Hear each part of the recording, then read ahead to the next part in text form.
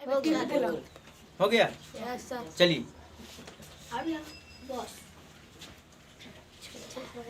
सबसे पहले सभी किसी को जय हिंद बोलिए। आप लोग भी जय हिंद। देखिए नमस्कार भी बोल सकते हैं, लेकिन जय हिंद बोलिएगा तो जय हिंद का माने होता है अपने देश की जय जयकार करना। तो हम लोग जिस देश में रहते हैं उस देश की गुणगान करना चाहिए। देखिए सबसे पहले हम लोग जान जाएं कि हम लोग पढ़ क्या रहे हैं, ग्रामर। क्या पढ़ रहे हैं? ग्रामर। ग्रामर का स्पेलिंग क्या होता है? GRAMAR।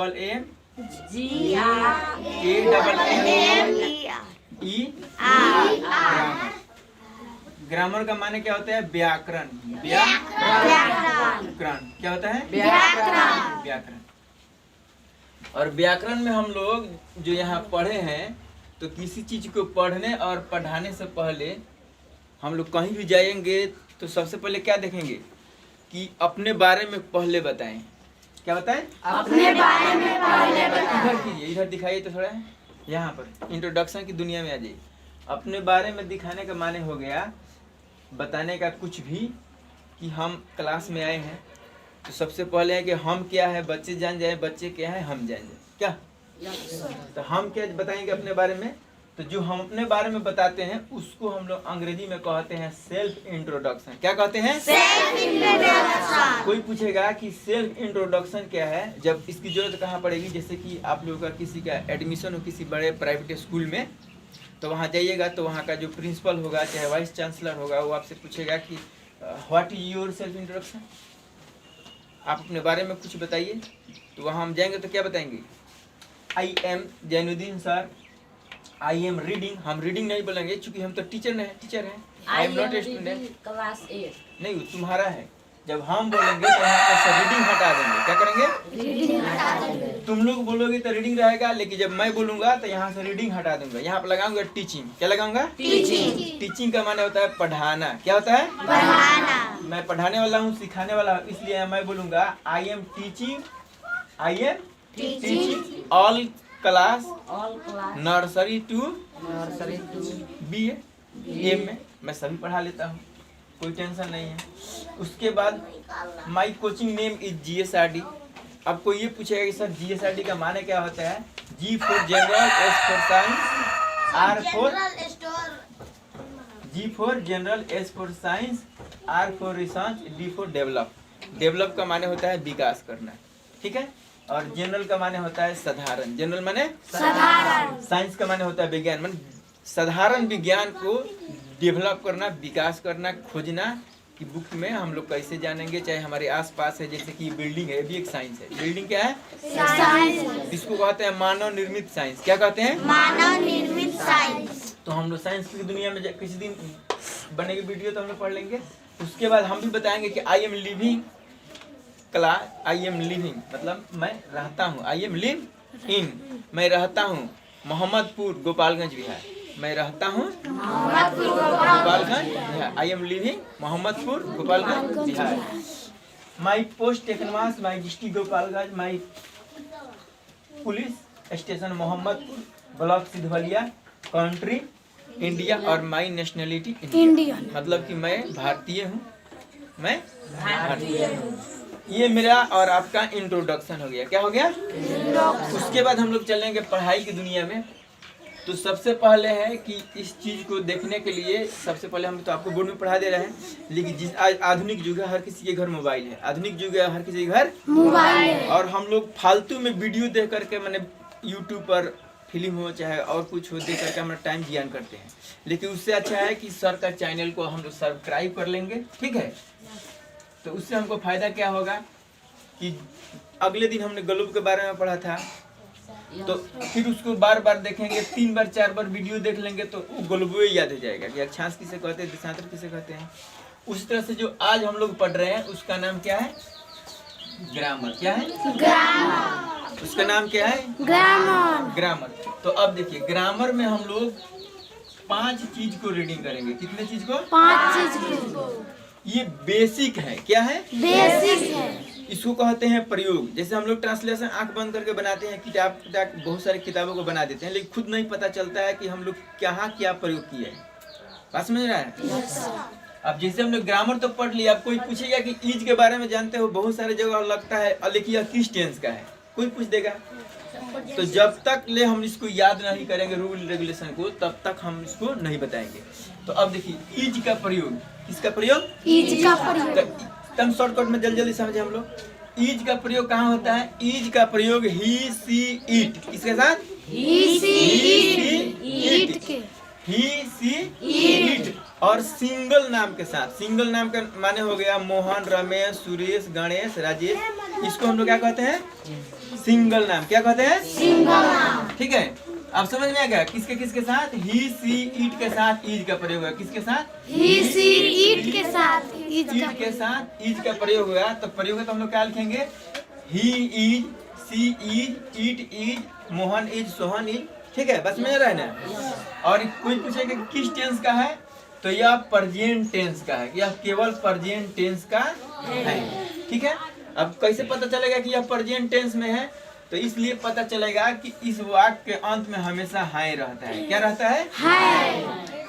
यह मोहन है तो अपने इसमें दिस लगेगा, दिस इज मोहन, यह मोहन है तो क्या होगा, दिस इज मोहन। तो इसमें दिस इज जब हम लगा रहे हैं, दिस इज, तो ये इज का प्रयोग हो गया, समझ रहे हैं। Yes sir. दूसरे नंबर में है एम, इसका सबसे सिंपल है। एम का प्रयोग केवल एक ही शब्द के साथ होगा, कितने शब्द के साथ, एक के साथ, और वह शब्द का नाम है क्या चीज, आई। क्या है, आई।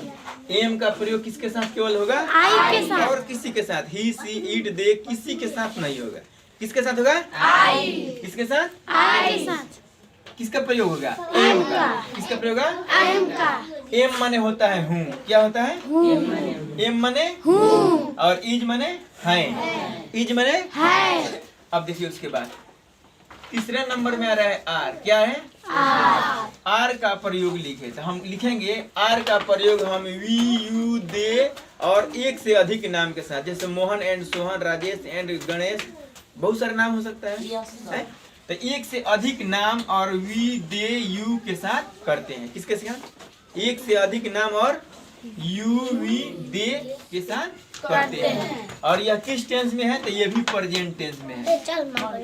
किस टेंस में है, प्रेजेंट टेंस। अब कोई पूछेगा कि आर प्रेजेंट टेंस में क्यों है, क्योंकि आर का हिंदी भी हाई होता है। क्या होता है, क्या होता है, और इसका क्या होता है, हूँ। क्या होता है, और इसका भी क्या होता है, तो इसलिए ये तीनों किस में है, प्रेजेंट टेंस में। किस में है, प्रेजेंट टेंस में, किसमें है, प्रेजेंट टेंस में। अब कोई पूछेगा कि बताइए प्रेजेंट टेंस की पहचान क्या है, तो जिस हिंदी वाक्य के अंत में है हो, हूँ हो, है हो, तो उसको हम प्रेजेंट टेंस कहेंगे। क्या कहेंगे, प्रेजेंट टेंस। जिस वाक्य को जिसके अंत में है हो, हूँ हो, है हो, तो ये क्या कहेंगे, प्रेजेंट टेंस। आंख बंद करके बोलेंगे, क्या बोलेंगे, प्रेजेंट टेंस। क्या बोलेंगे, प्रेजेंट टेंस। अब देखिए यहाँ तक आप लोगों को कोई दिक्कत नहीं है। अभी किस टेंस, ये तीनों हो गया प्रेजेंट टेंस में। किस टेंस में, प्रेजेंट टेंस में, प्रेजेंट टेंस में। तो एम का प्रयोग केवल आई के साथ, किसके साथ, आई के साथ। इज का प्रयोग ही सी इट और सिंगल नाम के साथ, किसके साथ, सिंगल नाम को हम लोग सिंगुलर भी कहते हैं। क्या कहते हैं, सिंगुलर। क्या कहते हैं, सिंगुलर। जिससे एक का बोध है उसको क्या कहेंगे, सिंगुलर। क्या कहेंगे, सिंगुलर। और जिससे एक से अधिक का बोध है उसको प्लुरल। क्या कहेंगे, प्लुरल। तो अब देखिए प्लुरल ये हो गया, ये दो गो जो है ये प्लुरल हो गया, एक ये हो गया और एक यहाँ आ जाइए वियर वाला। ठीक है, देखिए इसमें भी दिखाई दे रहा है, यहाँ पर कहीं लिखा होगा इसके बारे में, कहाँ है, यू वी दे और दिक और एक से अधिक नाम के साथ वियर लगेगा, और इसमें भी क्या चीज, वी यू दे और एक से अधिक नाम के साथ क्या लगेगा, आर लगेगा। लेकिन दोनों में अंतर क्या है कि यह प्रेजेंट टेंस में है और ये पास्ट टेंस में है। क्या है, पास्ट टेंस में क्यों है। अब कोई पूछेगा कि बताइए पास्ट टेंस में क्यों है, क्या पूछेगा कि नहीं पूछेगा, कोई पूछेगा कि बताइए पास्ट टेंस में क्या है, तो इसलिए पास्ट टेंस में है क्योंकि इसके जितने भी हिंदी वाक्य होंगे इसके सभी के अंत में था थी थे रहेगा। क्या रहेगा, था थी थे रहेगा। जैसे वह मोहन था, वह मोहन था, तो ही वाज मोहन, वह रीता थी तो सी वाज रीता। अब समझ रहे ना, तो इसमें था थे थी आ रहा है लास्ट में, इसलिए किस में चला गया, पास्ट टेंस में। किस में चला गया, पास्ट टेंस में। किस में चला गया? Past tense. यहाँ पर लिखा हुआ पास्ट टेंस किस में चला गया? पास्ट कोई टेंस। पूछेगा वाज किस टेंस में है तो पास्ट टेंस। किस टेंस में? Past tense. किस टेंस में? Past tense. और वाज माने क्या होता है? थी, था, थी। क्या होता है? था। और वियर माने क्या होता है? थे। वियर माने थे। केवल थे। जैसे कि वे लोग गरीब थे तो they were poor. They were poor. वे लोग धनी थे तो they were rich. They were rich. वे लोग अमीर थे दे वियर रिच। तो इस तरह से जितने भी वाक्य बनेंगे थे वाला आप समझिएगा, जहाँ भी थे दिखाई दे तो इसके साथ वियर लगेगा। क्या लगेगा? क्योंकि थे लगने का मतलब हो गया कि यह एक से अधिक है। क्या है? एक से अधिक है। इसमें आइएगा तो यहाँ पर था थे ये दिखाई दे तो समझिएगा कि यहाँ पर वाज लगेगा। क्या लगेगा? वाज। क्योंकि यह अकेला अकेला है। क्या है? अकेला। अकेला अकेला है। जैसे ही ये भी एक आदमी के लिए यूज होता है, सी एक आदमी के लिए यूज होता है, ये भी एक आदमी के लिए यूज होता है। और यहाँ लिखा हुआ है एक नाम के साथ, मतलब कि रमेश, सुरेश, महेश, राजेश जो भी नाम है उसके साथ वाज लगेगा। क्या लगेगा? वाज। ठीक ठाक। और अब बताइए थोड़ा सा, वियर किस टेंस में है? Past tense. गधा साफ साफ सुनना सा। वियर किस टेंस में है? Past tense. वाज किस टेंस में है? प्रेजेंट। Past tense.